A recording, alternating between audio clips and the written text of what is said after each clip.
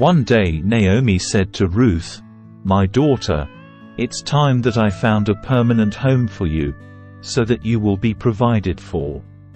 Boaz is a close relative of ours, and he's been very kind by letting you gather grain with his young women. Tonight he will be winnowing barley at the threshing floor. Now do as I tell you, take a bath and put on perfume and dress in your nicest clothes. Then go to the threshing floor, but don't let Boaz see you until he has finished eating and drinking. Be sure to notice where he lies down. Then go and uncover his feet and lie down there. He will tell you what to do." "I will do everything you say," Ruth replied. So she went down to the threshing floor that night and followed the instructions of her mother-in-law. After Boaz had finished eating and drinking and was in good spirits, he lay down at the far end of the pile of grain and went to sleep. Then Ruth came quietly, uncovered his feet, and lay down. Around midnight Boaz suddenly woke up and turned over. He was surprised to find a woman lying at his feet. "Who are you?" he asked. "I am your servant Ruth," she replied.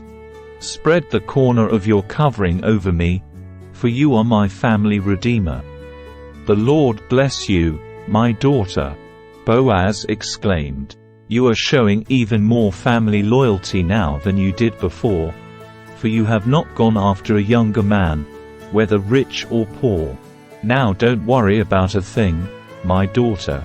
I will do what is necessary, for everyone in town knows you are a virtuous woman. But while it's true that I am one of your family redeemers, there is another man who is more closely related to you than I am. Stay here tonight, and in the morning I will talk to him. If he is willing to redeem you, very well. Let him marry you. But if he is not willing, then as surely as the Lord lives, I will redeem you myself. Now lie down here until morning." So Ruth lay at Boaz's feet until the morning, but she got up before it was light enough for people to recognize each other. For Boaz had said, "No one must know that a woman was here at the threshing floor." Then Boaz said to her, "Bring your cloak and spread it out." He measured 6 scoops of barley into the cloak and placed it on her back. Then he returned to the town. When Ruth went back to her mother-in-law, Naomi asked, "What happened, my daughter?" Ruth told Naomi everything Boaz had done for her, and she added, "He gave me these 6 scoops of barley and said, 'Don't go back to your mother-in-law empty-handed.'" Then Naomi said to her, "Just be patient, my daughter, until we hear what happens. The man won't rest until he has settled things today." Boaz went to the town gate and took a seat there. Just then the family redeemer he had mentioned came by, so Boaz called out to him, "Come over here and sit down, friend. I want to talk to you." So they sat down together. Then Boaz called 10 leaders from the town and asked them to sit as witnesses. And Boaz said to the family redeemer, "You know Naomi, who came back from Moab. She is selling the land that belonged to our relative Elimelech. I thought I should speak to you about it so that you can redeem it if you wish. If you want the land, then buy it here in the presence of these witnesses. But if you don't want it, let me know right away, because I am next in line to redeem it after you." The man replied, "All right, I'll redeem it."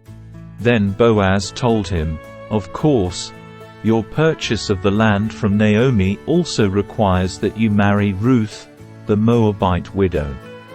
That way she can have children who will carry on her husband's name and keep the land in the family." "Then I can't redeem it," the family replied, "because this might endanger my own estate." "You redeem the land. I cannot do it." Now in those days it was the custom in Israel for anyone transferring a right of purchase to remove his sandal and hand it to the other party. This publicly validated the transaction. So the other family redeemer drew off his sandal as he said to Boaz, "You buy the land." Then Boaz said to the elders and to the crowd standing around, "You are witnesses that today I have bought from Naomi all the property of Elimelech, Kilion, and Mahlon. And with the land I have acquired Ruth, the Moabite widow of Mahlon, to be my wife. This way she can have a son to carry on the family name of her dead husband and to inherit the family property here in his hometown.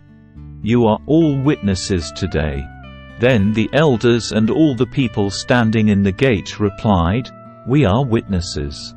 May the Lord make this woman who is coming into your home like Rachel and Leah, from whom all the nation of Israel descended. May you prosper in Ephrath and be famous in Bethlehem. And may the Lord give you descendants by this young woman who will be like those of our ancestor Perez, the son of Tamar and Judah." So Boaz took Ruth into his home, and she became his wife. When he slept with her, the Lord enabled her to become pregnant, and she gave birth to a son. Then the women of the town said to Naomi, "Praise the Lord, who has now provided a redeemer for your family. May this child be famous in Israel. May he restore your youth and care for you in your old age. For he is the son of your daughter-in-law who loves you and has been better to you than 7 sons."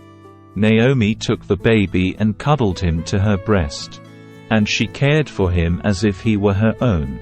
The neighbor women said, "Now at last Naomi has a son again." And they named him Obed. He became the father of Jessie and the grandfather of David. This is the genealogical record of their ancestor Perez. Perez was the father of Hezron. Hezron was the father of Ram. Ram was the father of Amminadab. Amminadab was the father of Nahshon. Nahshon was the father of Salmon. Salmon was the father of Boaz. Boaz was the father of Obed. Obed was the father of Jessie. Jessie was the father of David.